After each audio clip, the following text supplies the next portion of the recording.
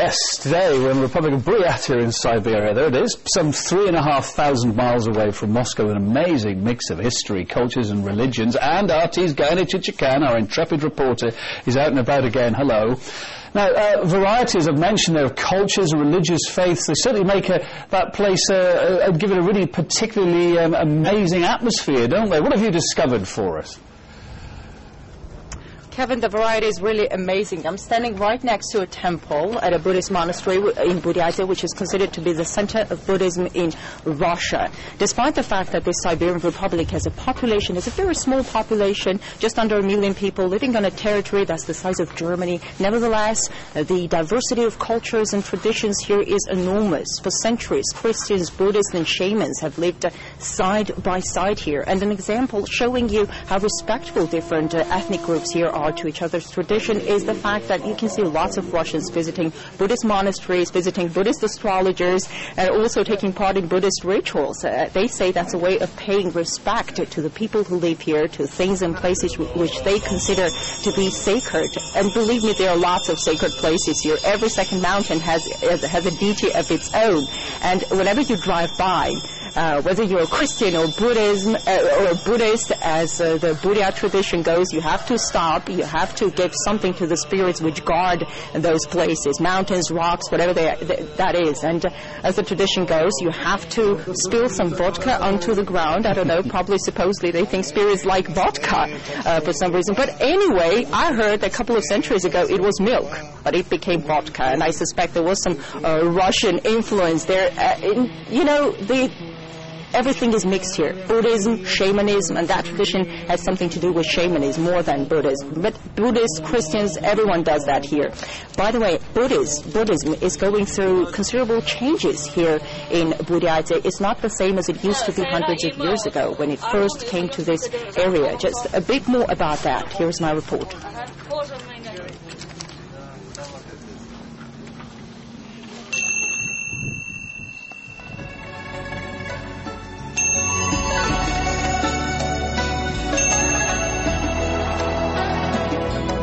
The heart of Buddhism in Russia beats here, in Buryatia. Buryat Buddhists have cherished most rituals which came here from Tibet more than 400 years ago. But if you imagine monks living in primitive conditions in the Siberian wilderness, there is a surprise for you. It's my favorite team, Russian CSKA, playing for the UEFA Cup. You know, I used to be a good player myself when I was younger. Zhalsan did not give up his favorite game, even when he became a monk, but he has made certain vows. I won't get married, I don't drink vodka, and I don't smoke. And what else? Zhalsan is now guarding the imperishable body of Russia's one-time Buddhist leader Humble Lama Itigalov. Buddhists worship Itigalov as the perfect Lama who reached the supreme level of Buddhism. It's thought more than 80 years ago he plunged into deep meditation and asked to be buried.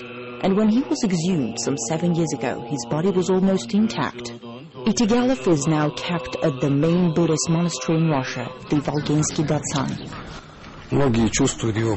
Many can feel how he breathes. No scientist has yet proven that he's dead.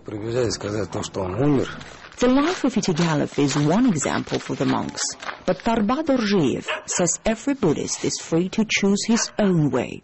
A monk himself, he's married, he has 4 children, a house and a car.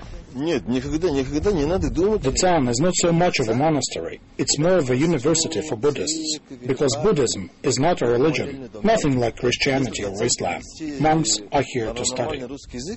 The tolerant attitudes of Buddhism in Russia is one of the factors drawing more and more young people to Datsans. Here in Buryatia, the first Buddhist monastery for women opened some 9 years ago.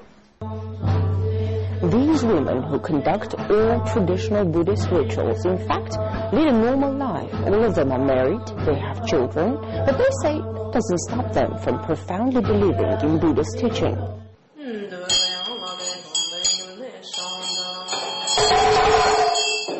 It's very difficult to keep the balance between normal life and faith. I think it's even a more difficult spiritual task than just segregating oneself. Even though Russian Buddhist spiritual leader is glad more people are studying Buddhism, But he doesn't seem to endorse women's zest for it. Women can sincerely believe in something, but they can rarely understand it. Buddhism needs understanding much more than blind faith. And to that, Buryatia's female lamas give me a simple response. Buddhist philosophy is so deep that men often fail to understand it too. For more on the diversity of traditions here, I'm joined by historian Servet Bashkuyev. Thanks for joining us. Tell me, how do all these traditions coexist in Buryatia? I think that historically they coexist very peacefully. I will make just a small example. Last Sunday I accompanied my girlfriend, who is Russian, to the Buddhist temple. She wanted to see an astrologist. And I was surprised when I entered the Buddhist temple to see a lot of Russian people coming, and especially young people. And I was also surprised to see a Russian lama among the monks who were praying. So it was amazing for me as well. Oh, that's great. You are a shamanist, as I know. Do you follow the traditions that shamanists have? Yeah, I can call myself a shamanist, and we do follow traditions, and we do observe regularly traditions. In 2003 to 2005, we went to Irkutsk region with my father to observe all those shamanist traditions for 3 years in a row, continuously every year. Thank you very much, Servet Bashkuyev, historian. More to come in a short while. That's it from me this hour. It's really good to catch up with you. It really is. I must say, every time I see you out and about, it just amazes me how big and diverse Russia is. And really good to get a snapshot of the varying sights and sounds. Good stuff. Thank you. Evgeny Chichikan there from the Republic of Buryatia.